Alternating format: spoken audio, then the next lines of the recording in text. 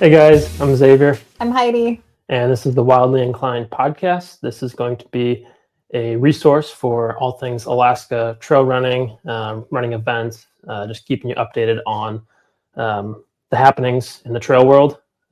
Today is our first episode, and we're going to dive into a little bit about Heidi, and then we're also going to touch on Black Wolf Endurance and what that looks like for Alaska, for trail runners, people in the lower 48, and just kind of the season this year and then years moving forward. So first things first, Heidi, let's get right into it, and let's learn a little bit about you. Whew, okay. Let's slippery slope. Yeah. Let's rewind a bit and go back to when you first started running. What year was that? Maybe don't say the year. Oh, like that feels just cruel. We don't remember years anymore. When I first started running, it was definitely after Deacon was born. Deacon's my son. He's 18 now. So, we'll say early 2000s was about when I started. 20, is the math right on that? 20-ish, early 20-ish years ago, 15 years ago? Yeah. 15, 20 years ago. 20 years ago. It's, it all blends together. And a lot has happened, obviously, from the first day you took running seriously to where you're at now. Founder, creator of Black Wolf Endurance. You run race direct more than 10 races, put on multiple events, compete yourself. So walk me through kind of what that was like, your first kind of experience getting into running. Like, obviously it wasn't in your youth where you were running. Yeah, I didn't grow up doing it. Yeah. Did anyone in your family, in your town, like kind of what was your look at running? Like when you saw someone running, what'd you think of them? It's like, good for you. I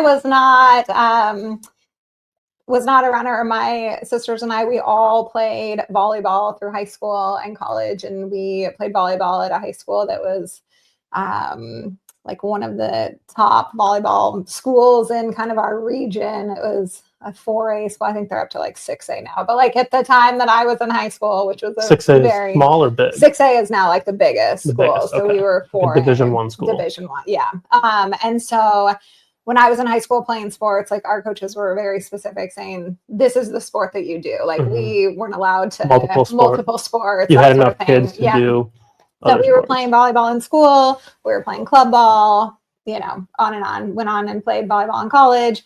And that was what we did. So we would see the cross country kids running or track, and I just thought that looks terrible. I would hate. You guys ran for punishment. Ran for punishment. Yeah, like we were doing lines, and I was slow and not like it was just. It's not a runner. It's very clearly not for me. And so it wasn't until much later. I think I remember a couple times in college, like going for maybe like a mile run or something, just because I was, stressed and needed to get out of the dorm and thought, let's teasing try the idea of being a runner. Yeah, like it didn't stick for a while, but so it didn't really do that. It was my mom actually who she would always be out like walking the trail or doing stuff like when we were in high school. Like she'd come home from work and like go for a walk, and she would always ask us girls, like I said, there's 3 of us, who wants to come for a walk with me? And in our teenage, we were like, why would we do that? Like Days of Our Lives is on, Yeah. What's Days of Our Lives? I'm not familiar. Soap opera, very old soap opera. Oh. So, and, of course, like, long story, like, now I look back on that and I feel really terrible because like, Deacon goes with me running all the time. And I have had this conversation with my mom going like, I'm so sorry that, but anyway, all that to say, right. So go run with your moms.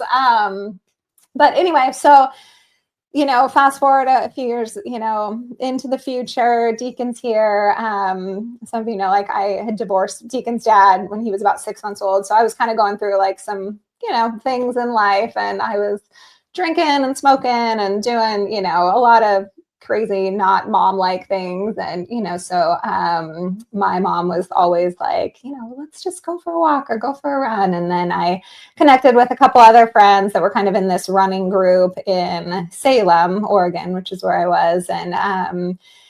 And so it was a lot of like just dipping my toe in, like, sure, I'll come run a couple miles or I'll go out and do a little thing. And I think anyone who is in the running world now knows like it's a real slippery slope into, Very much so. And so anyway, on and on. And then one of my friends said, let's sign up for this half marathon. And it was the Huntington Beach half marathon down in California. And so that was the one that we were going to train for and do. And so I don't really remember like which was like my actual first, like, Sure. I mean, I did, some of the Shamrock runs, like a bunch of 5Ks, that kind of stuff. But that half marathon was like the first one that I actually, really was like, I'm going to train for this. And do you recall how long that training period was? How long that block was? I don't. 3 months, 6 months? Maybe 3 months. Like I don't think I committed to anything for that long. But again, I was still working through a lot of like some of those other like lifestyle things. And like I remember drinking a beer before I would go run a 10-mile, like that sounds like, carbs. And so, I mean, I'm sure some people still do that, and whatever, it works. But I always kind of look back on that and go, what was I thinking? It's so stupid. But I do remember like the one thing that like kind of always sticks with me was like, I remember doing this long run out in Salem, kind of out West Salem, like heading toward the Oregon coast. And it was an 11-mile run. And it was like the longest I ever had done. And that was like my real first moment of like, oh my God, I did that, and that's still sense of accomplishment. And so, with all of the miles that have occurred since then, like that one still kind of sticks out to me. It's crazy that you'll have, hundreds of runs and there are always those few that for whatever reason, stick in your mind. Yeah. Maybe it was the way you were feeling. Maybe it was the sense of accomplishment it gave you, the views, who you were with. Maybe it's a bad experience for whatever reason. Yeah. But there's always those like, over the course of how many ever runs you do, there's some that you always come back to and go, oh, that was such a good one. I love that run. Right. Yeah. And then on the flip side, like how many of those you're like, did I black out? Like I don't have any recollection. There's no way I ran those miles. No. Yeah. So it definitely has a funny way of messing with your brain a little bit. So, so you trained for the half marathon, Huntington Beach half marathon. How did you transition, or like what was that process of like, hey, I've tasted what 13 miles feels like. I want to do a marathon, which you went on to do at least 6, some ultras. Kind of at what point were you like, yes, I want to continue running. I want to train. I want to do longer races. I want to be involved in this community. When did that all take place? Yeah. I mean, I think like that was like a slow burn for sure. Like I think the half marathon, like definitely I was like, okay, that's a fun distance. Like I felt like I could train for that. Didn't have to totally change my lifestyle, like I could do that. Like that was fun. And then there was a lot of cool half marathons in Oregon. I mean, there still are. And so then my mom and I got to do like several together. And so that was really fun. And then there's cool marathons too. So then that was kind of that progression of like, okay, well, I've really had fun with these halves. And then the Portland Marathon, like I really wanted to do just because my mom had done it, some other friends had done it. And so then it kind of became a little bit of like, all right, I'm just going to do this one because I feel like I got it. This is the one. Like, I gotta do it. Like if I'm going to do it, I'll just do one and done, like how we all talk to ourselves. And so, and again, kind of finding some of those women and those different people that, I was kind of connecting with, my mom, some other friends down there, where it became, definitely I started to feel like this is an outlet. This is something I feel good about doing. And so then did a couple more marathons. My mom and I did the Maui Oceanfront Marathon. And so that was a very fun one. And I remember feeling really bad though. She had like started early in the day because she thought it would take her longer. So they have kind of like an early start to beat the heat. So instead of cutting the race short, cutting it short, they actually run the full distance. Yeah, they run the full distance. They just start early. Yeah, brilliant idea. Yeah, I know, LA.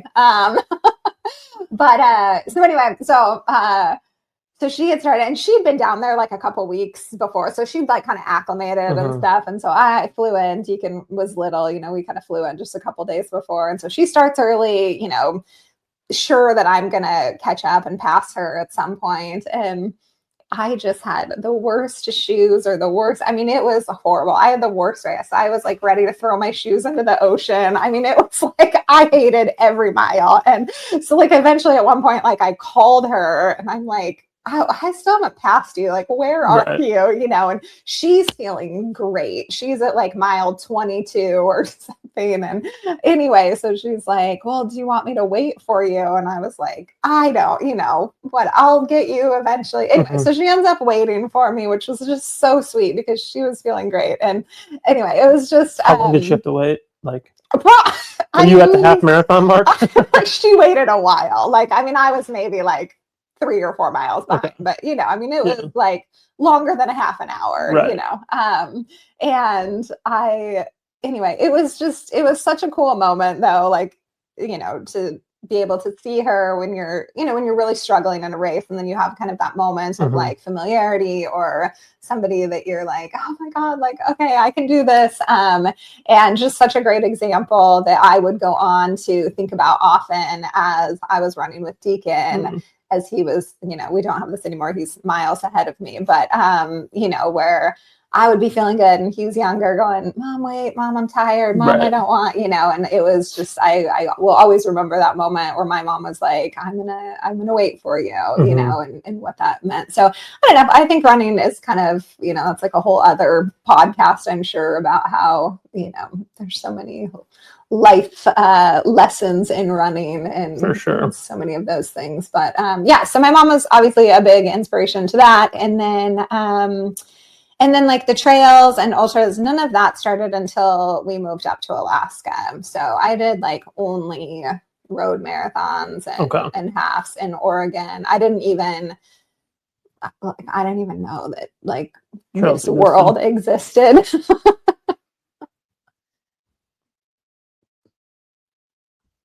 Okay. We're just going to make sure that stays on. Oh, is it cutting out? Well, I don't know. Oh, okay. We're going to edit. Okay. Beautiful. Okay. So half marathons, realized, hey, even on my bad days, there's some good in this thing called running races. And then moved up to Alaska. How many years ago? 11 years ago. Realized that there's a lot of sweet trails, trail running. Walk me through that. Yeah. So moved up to Alaska in 15, and we moved, like, we did not move to Palmer, Wasilla. We moved to Big Lake. Sweet. And so, like, I'm from like East Portland. Like, I'm a very city.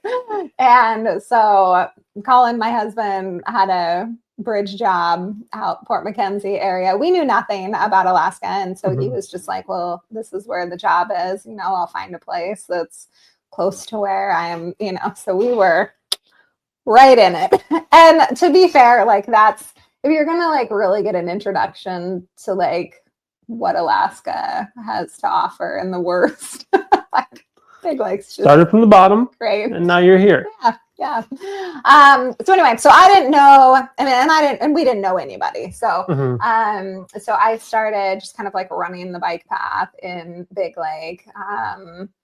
Which I don't know how safe or smart that was, but we're still here. I mean, there's like bears and moose and wolves and and then Alaska's wild. Alaska's crazy. But I did also have that kind of I didn't know how people ran up here. Like, what do you take? What do you Right. pay attention to? I mean, I was so unfamiliar to me.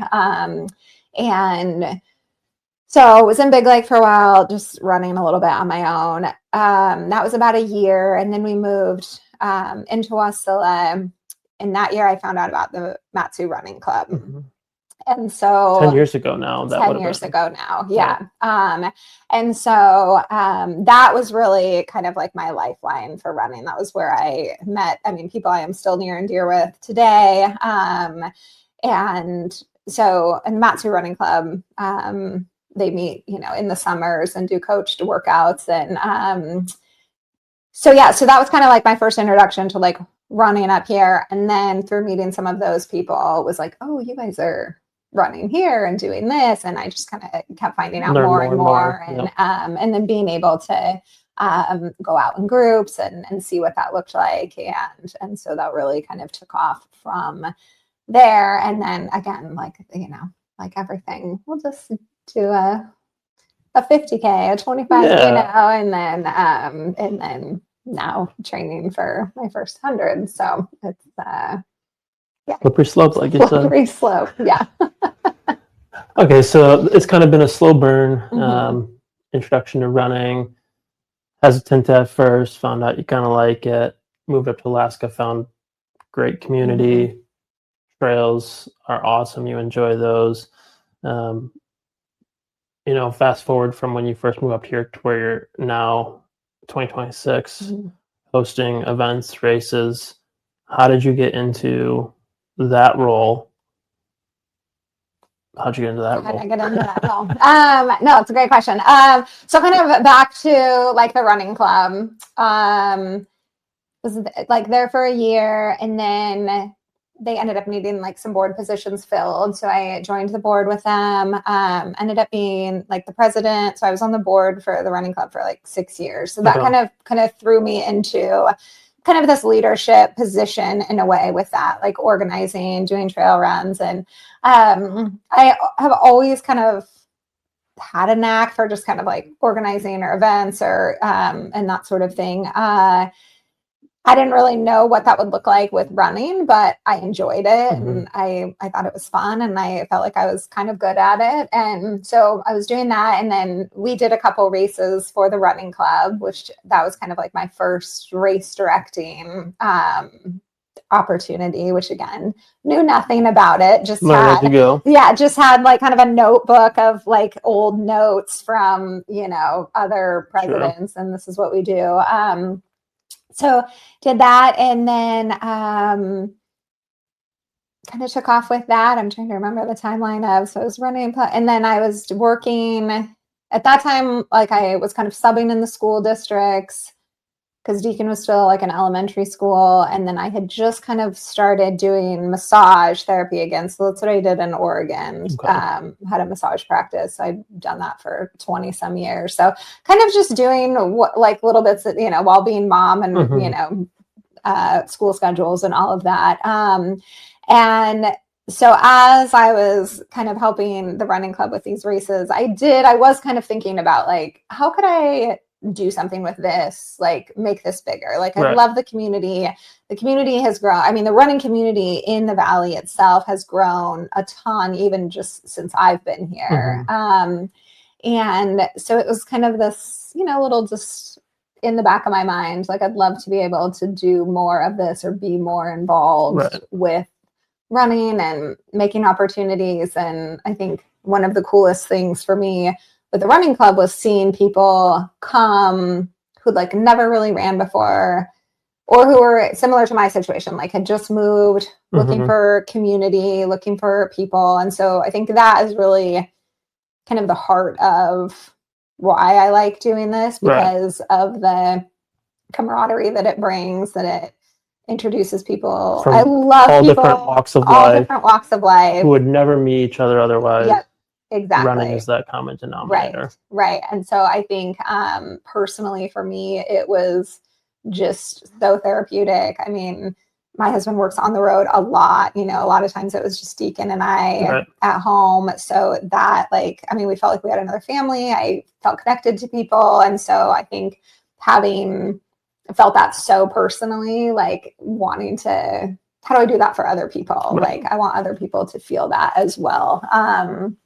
And yeah, so went from that, was still doing massage, still doing that. COVID came, killed the massage business. I went back to school, to get my sport and rec business degree with the intention of doing races. In fact, like my senior kind of thesis business plan was Black Wolf running. Brilliant. It's like, here you go. It's gonna happen. It's gonna happen. I'm just gonna write it all out and give it to you. And so that is another kind of one of those moments that, like, how fun to see that, like, full circle 5-6 years later. Yeah. Yeah. That is cool. Yeah. So let's talk a little bit about what Black Wolf is. Yeah. Because I'm sure some people know, some people don't. What races do you do?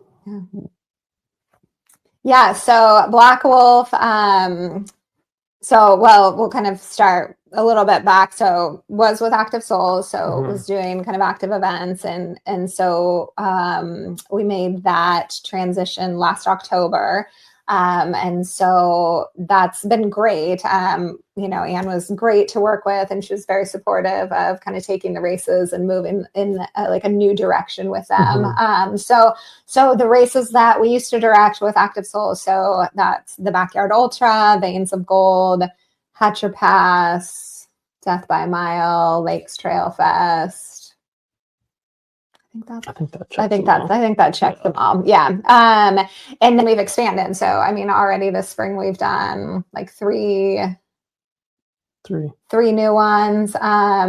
We're able to collaborate with a couple different races that are coming up. We've got one in June that we're collabing with SD Construction. That's kind of a fun fundraiser. And then with Sean Tracy from Denali Ultras.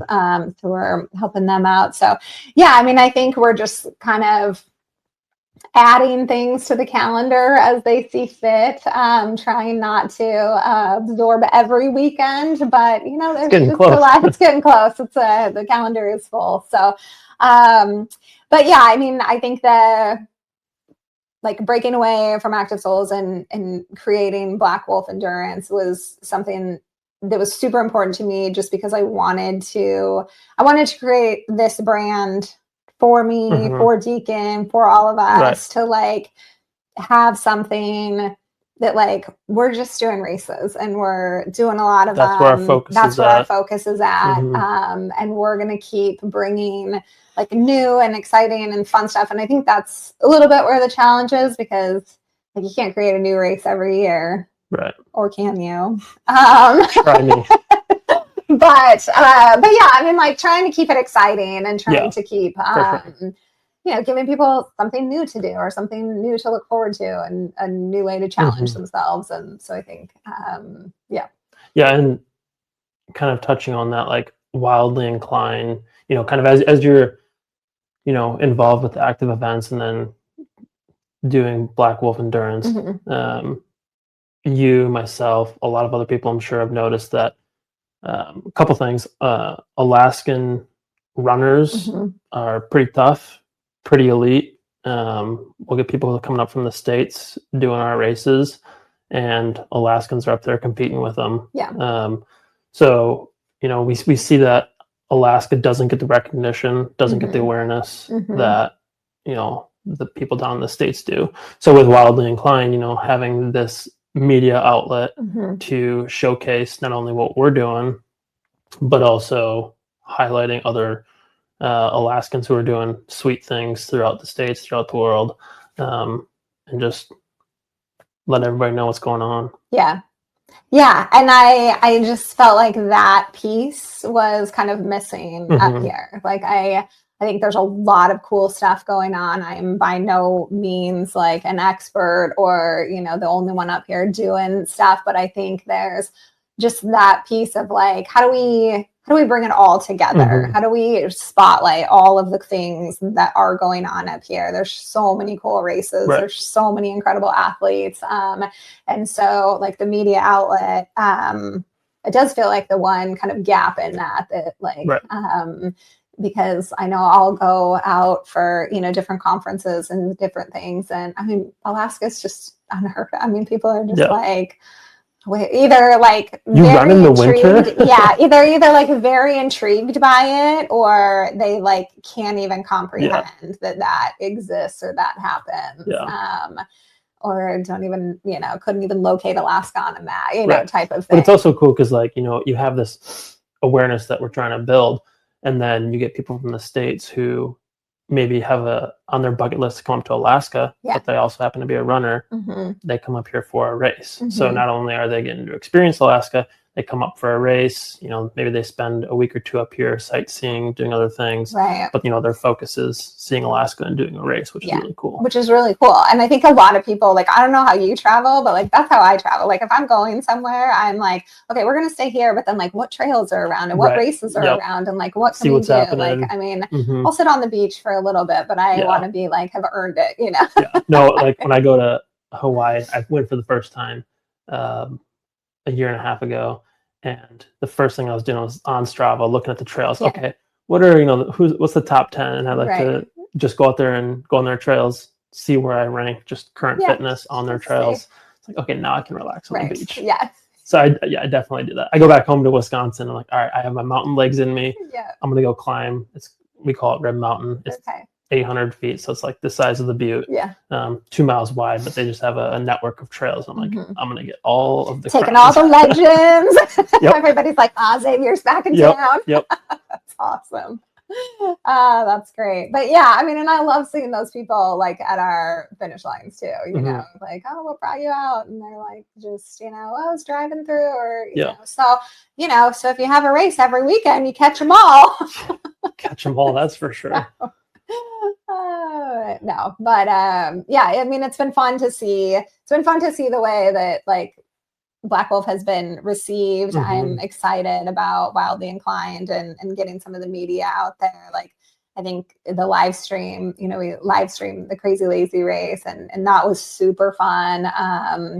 Again, I think any way that we can kind of highlight what's going on up here, and just, you know, so that when people do come up here, they don't kind of have some of that same, like, how do people run here? You know, it's like very much like, obviously people are running and they've been doing it for a very long time. We're just here to maybe put a little extra spotlight on some of that. So for sure.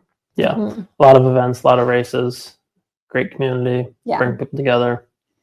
Yeah. And I think another part of like just getting the information out there is like what we were talking about, like the live stream of Crazy, even this podcast, which you wanted to start, but I feel like you don't recall that. I feel like this has been like a 2-year in the making. It has been a long time. Because like, okay, you, Carrie, and I were up at Ski Talk.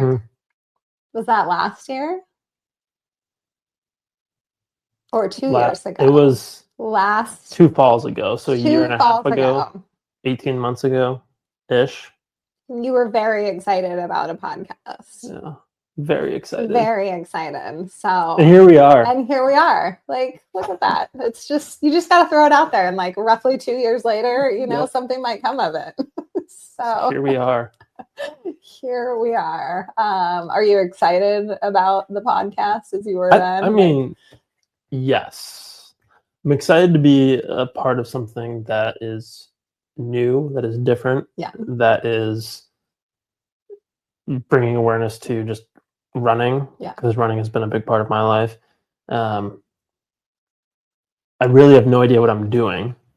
But you could fool a lot of people. I'm watching YouTube videos on how to set up a camera.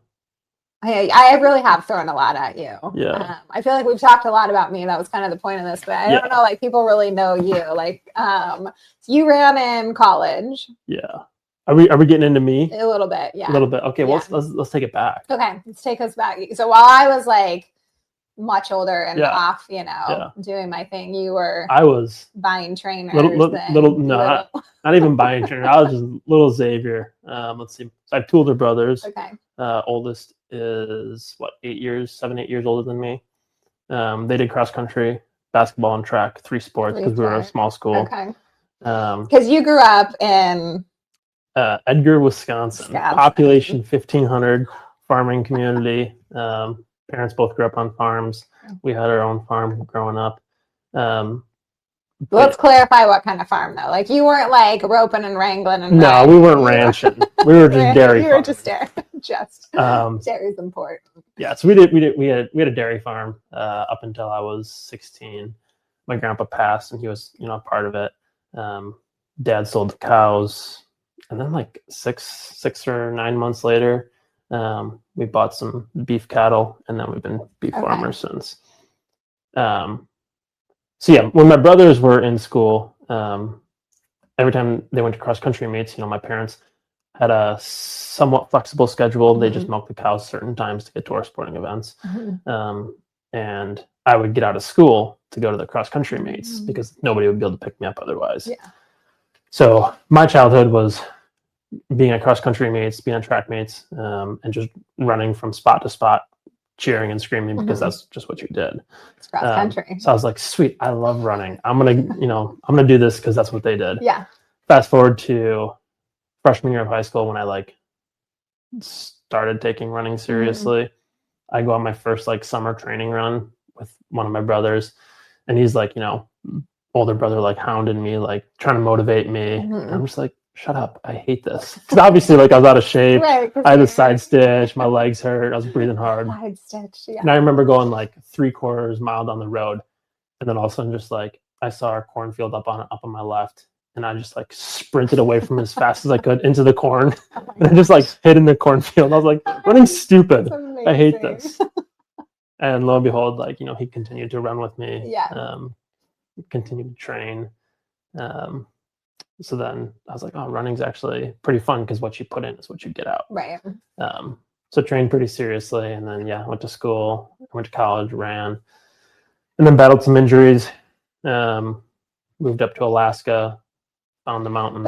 Okay, tell me how you moved up to Alaska though, because you have kind of a unique come to Alaska story. I was just my husband's got a job up there. Yeah. You were so you drive your van up here? I have cousins that live up here. Right. I'd visit them, a couple summers in a row, and it's oh, Alaska's sweet. Yeah. I got to try living in Alaska, even if it's just for a season. And I also was infatuated with Volkswagen Vanagons, 80s type. I do know. Yeah. I was like, just to cruise the country, big old bay window, huge steering wheel. I was like, that's it. I'm going to be a bum after college for a year. In my van. Travel the country, drive up to Alaska. That would be the end of my epic road trip. Live in Alaska for a year, go back home to Wisconsin. I'm living in my van for a month, and it was in 1986. So it was almost 40, 30. It was 35 years old at the time. It was. It's old. Yeah. So I was like, okay. I had had repairs done to it, but obviously I was post college. Right. I worked, I ran in school, but I also worked 2 part-time jobs, and it was a private school, so it wasn't cheap. You had college money. I was broke. Yeah. So I had what money I had, put some of that into the van, made some repairs. I was like, I'll figure it out, right? I got AAA. I'm good to go. It was a month in. My van broke down more times than I could count. I spent more money than I probably had in my bank account. And I was like, oh my gosh, what do I do? I want to go to Alaska. And at the time I called my cousin. I was like, yeah, this ain't looking good. Yeah.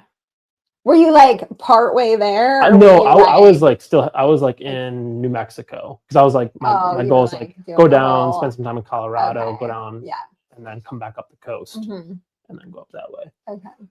And I was like, oh, this doesn't make sense. I don't have enough money to put into this van.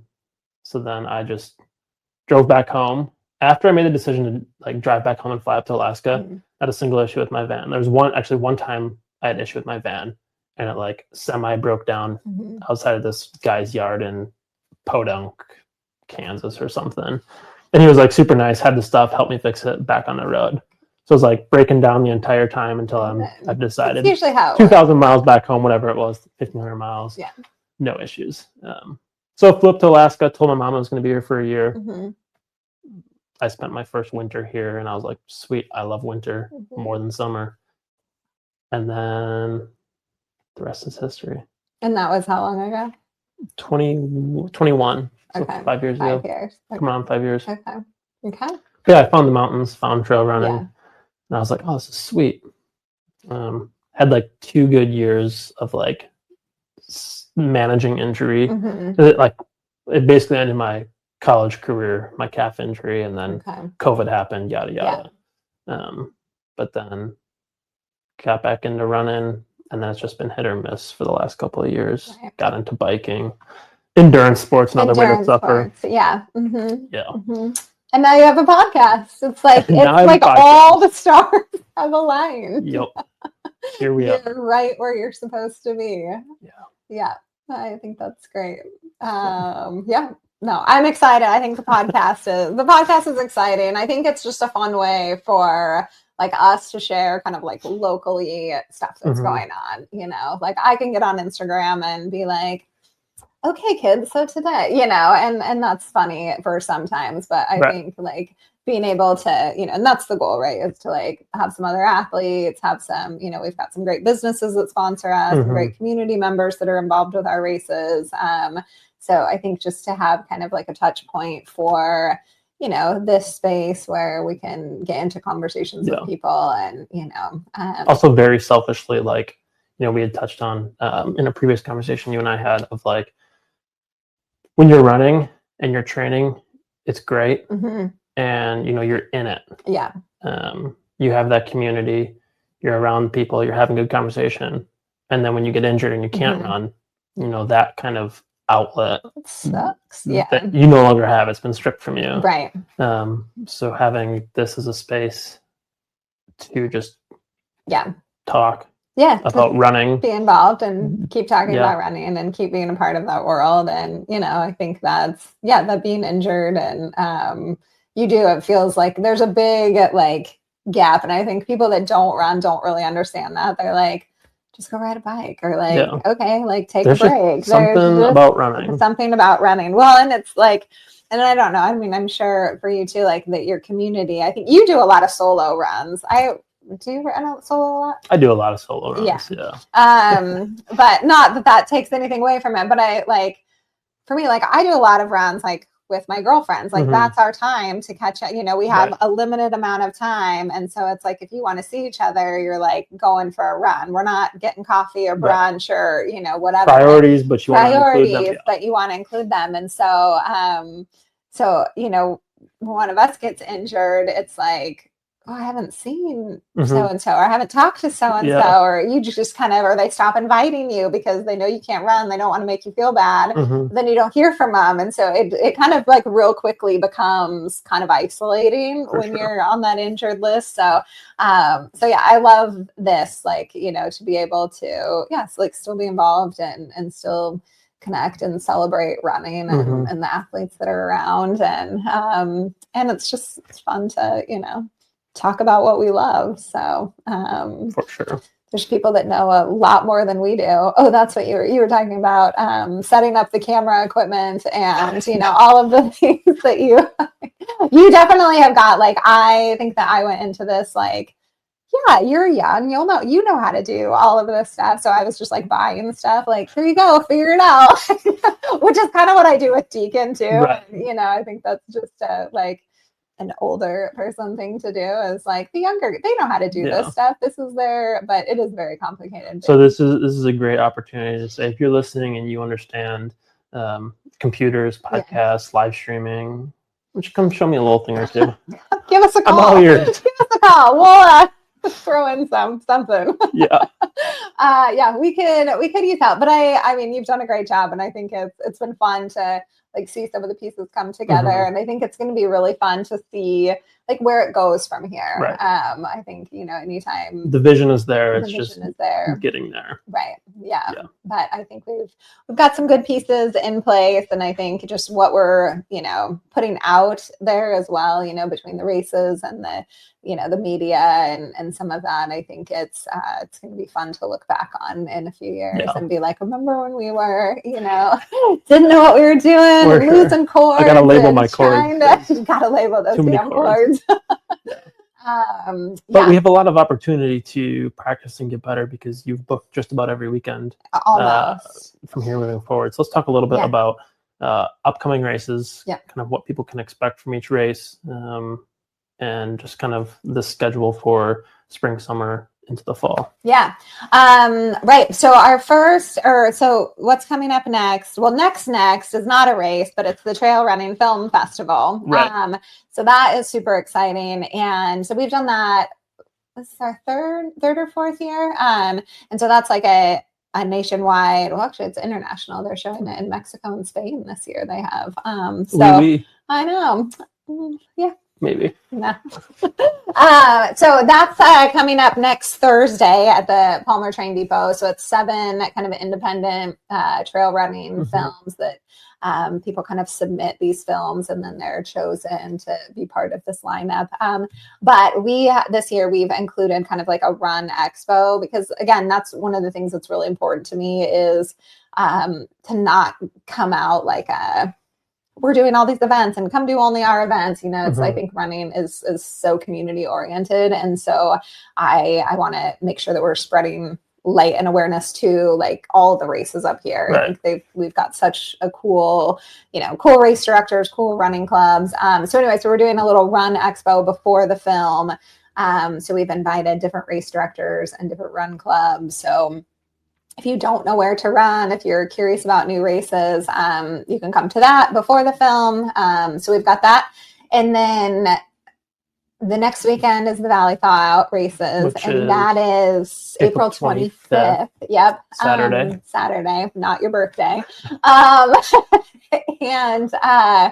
that's the only road race that I do or that I direct. And is that the one? Yeah, that's only. Is there a 5K in Lakes Trail Fest? Yes. Okay, so it's not your only 5K. It's not my only 5K. You got 2 5Ks. I have 2 5Ks. Oh, it's a big ask. That's crazy. It's a big ask, those 5Ks. Yeah.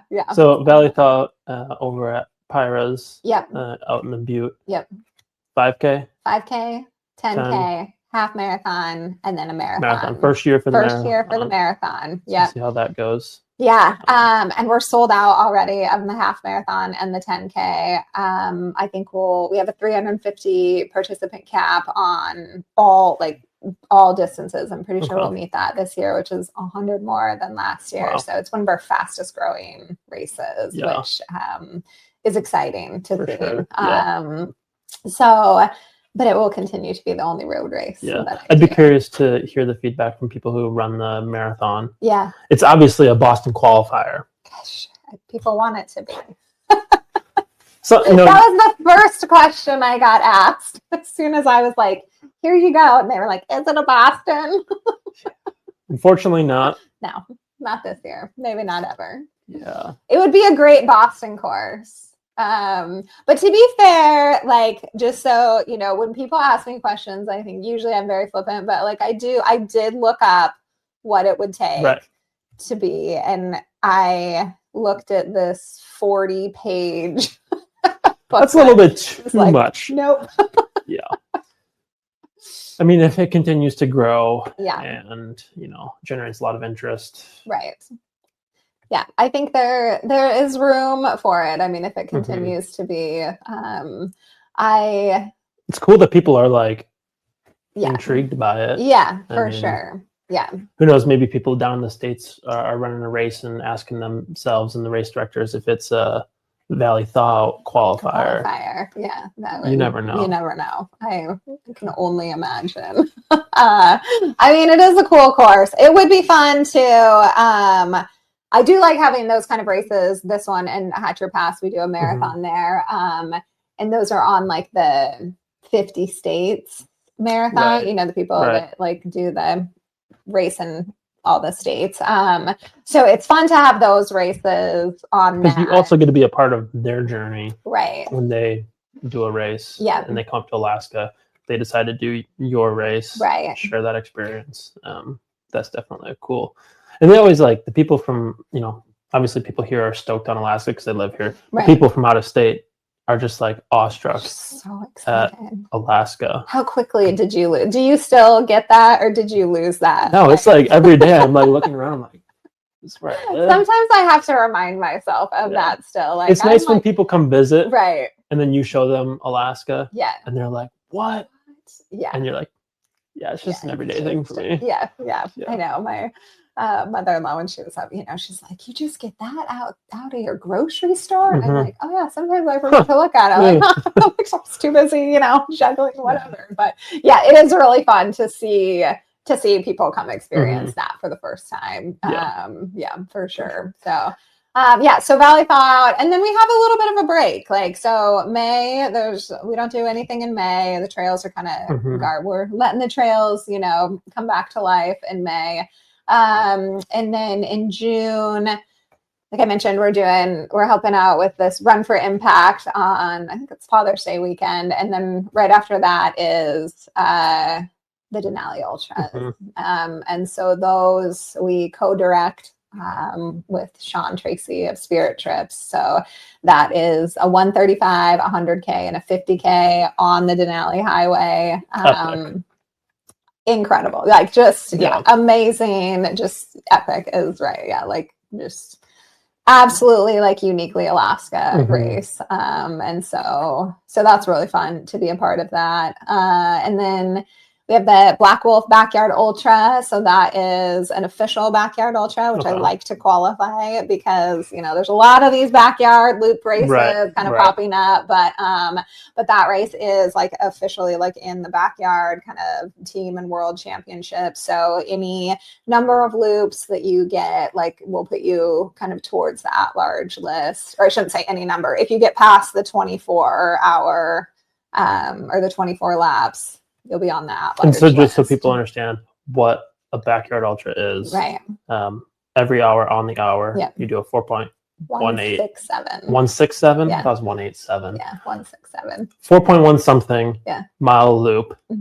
You can take as long as you want within that hour, but you have to be back at the starting corral before the top of the next hour. Right. You just keep going. Until last man standing. Yeah. So only one person can't like keep going by themselves. So it's like two people have to be, and then it's like once that second person drops, they have to do one more by themselves. So you know, it is, you know, you versus you, but you also need someone to continue going if you want to get that. Yeah, it's very much like a team kind of format. And that was actually that was the first race that I kind of had in mind when I started working for Active Souls.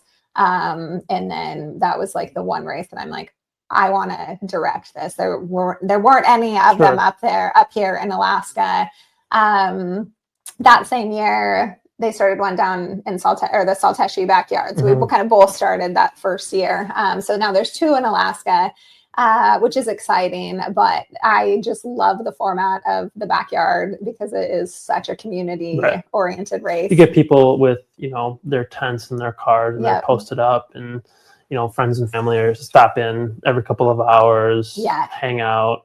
Yeah. Just like a little party in the parking lot. Right. And how often do you get to run with like the top runner of the race, because you're all on the same loop at the same time? I did one down in Oregon a couple years and, you know, ran like several loops with the guy who ended up winning it with like 200 and some odd mile. You know, I did like 50. You know, I would have never seen him if it was like a normal race. I would have never gotten to interact with him or have any type of conversation. And so I like the format because of that. And it's a really good way to like just start and see how many, you know, dip your toes. We're all about dipping toes. Because you can go out, you could do, you know, 3 loops and get 12 and some change Right. miles.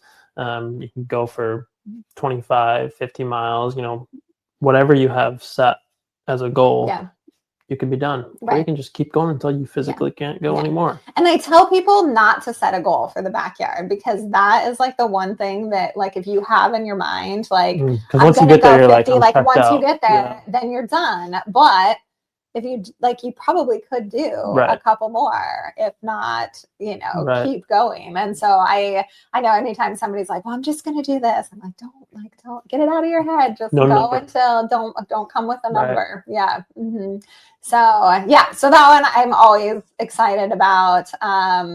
I am going back. Well, we'll keep it this way because people have already signed up, but I'm thinking about next year starting it at night. It starts on like a Saturday morning. So everyone would run. So everyone would run through through the the night, because that seems to be where we lose people, which, you know, Right. I get, like Alaska Trail, you know, and even though it's like, you know, light, I mean, it doesn't get like dark, Right. like You're those in the- trails, you're in, like, you're the in the woods, woods, yeah. and, you know, by that point you're running, you know, you're in 20 some hours, you know, you might start hallucinating, you know, it might be a moose, it might not, you know.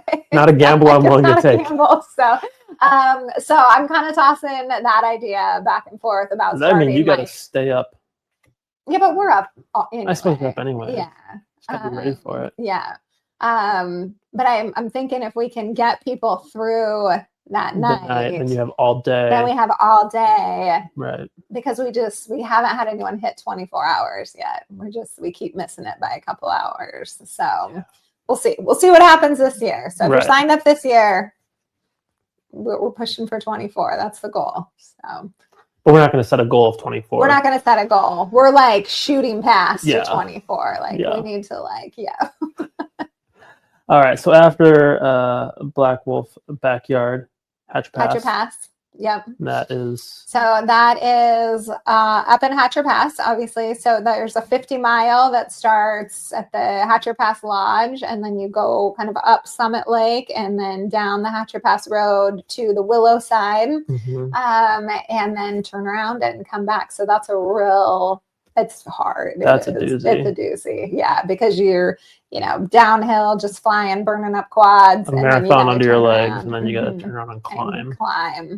Beautiful. It's so pretty out there. You need some of that when you're going to be suffering. It's so pretty out there. Yeah. And then we have the marathon option, which is it starts in Willow and it's up. So it's a very uphill marathon. And if you don't like either of those, you can come with your friends and you can do a relay option of either. So the 50-mile, it's a 3-person relay. So the 50-mile, you do one leg down, one leg up, and then marathon, just one. And that's like an 8-9 mile leg. So. And are those set distances for the legs? Yeah. And so we have drop points on the aid station. So, so that one, Hatcher Pass, that one's a really fun one. Hatcher Pass is a race that I took over from another race director, from Sean and Tony. Or did Natalie have it? I can't remember. It's passed hands a couple times. So that's not a new race. That's has some history. Yeah. Dave Johnson started that a while ago, him and his wife. Do you have I just remember looking at this. Do you have the course record off the top of your head? No. I just remember looking at those times and I was like, that's moving for just a steady uphill. It's fast. Yeah. Like obviously it's not like, I want to say it's 3 something for the marathon. For the girls. Right. And then the men's is 2 something. 240 something. Which is just that's fast for that course. That's crazy. Yeah. So that's a fun one. Yep. 2 weeks later, Veins of Gold. Yeah. So Veins of Gold has become like one of our favorite mountain races. Last year was the first year that it was in the Grand Prix, the Alaska Mountain Runners Grand Prix. And so we're always super excited to put that one on. So that one goes up Gov Peak and then it kind of dances across the ridges to Hatch Peak, down to Summit, and then finishes at Hatcher Pass Lodge. So 8-ish roughly miles. 8-ish miles. 7 miles. I feel like the faster people are always like, it's 7. And then the slower Right, people because are they like, just it was 8.5. straight Like, down, so, we're big on ish. So, it is what you make it. it's what you make it. Yeah. You come to the finish line and you'll be Point done. A to point B. Yeah. Mm-hmm. Yeah. After that, we have a new weekend series event. Yeah. So the Ski Talk Scramble. So that's a mountain running weekend. So it's Friday, Saturday, and Sunday. We're doing a VK, a 12K kind of mountain lollipop loop. We've got a kids uphill we're super excited about. And then kind of the highlight of that weekend is on Sunday, which is the US Sky Running race, which is 22 miles, 11,000 feet of gain. It's a beast. Yeah. I'm glad I'll be live streaming that. Yeah, you'll be. I do not envy that. That is going to be a day. Yeah, that's it's going to be exciting. So we'll talk. I think we were saying that needed like its own podcast. There's a lot happening that weekend. A lot of excitement. Yeah. A lot of questions. It's new. Right. Yeah, and we're still figuring out. Like, I mean, that's kind of one of the things. Like with race directing too. Sometimes it's like you just throw stuff at the wall and see what sticks. And you kind of go, hey, I like this area. This is what I'm thinking. Like, how do we kind of work it? This Ski Talk Scramble will be kind of like the most collaborative race I think that we've done. There's like a lot of hands. It was just, I had a conversation, like we've got Ski Talk, working with Alaska Mountain Rescue.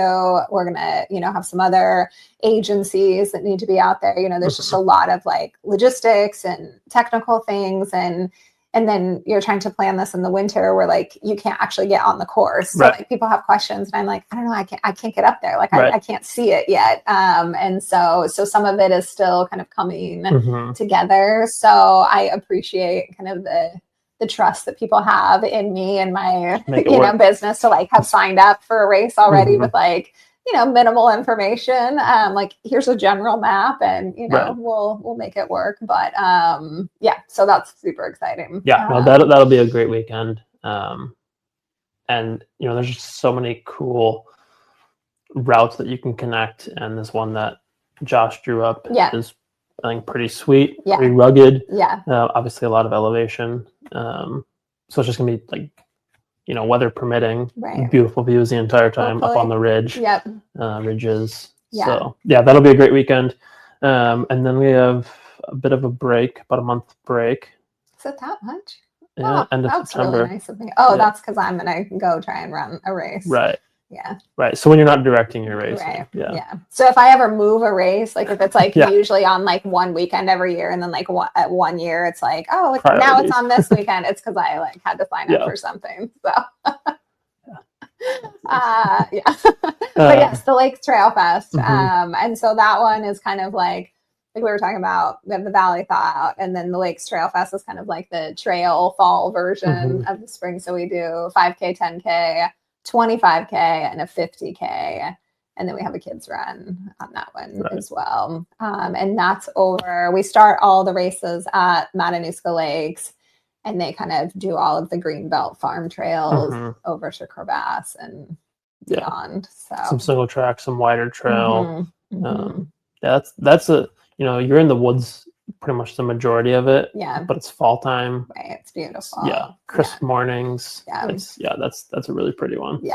And then the kind of the season finale, Death by a Mile. Which is not a mile. Obviously.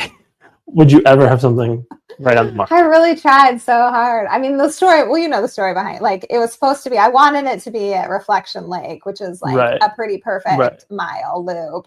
But the time of the year was like duck hunting season. And so I didn't actually want people to die. So going to be caught in the crossfires there. So we moved it to Ski Talk, which has been just a lovely location. They are so great to us, but so it's like about 1.5 miles, but it's uphill. You get a couple hundred feet per loop. And so that's a fixed time event as opposed to, so basically I am going to add an 8-hour event this year. So when we started, it was 4, 6, and 12.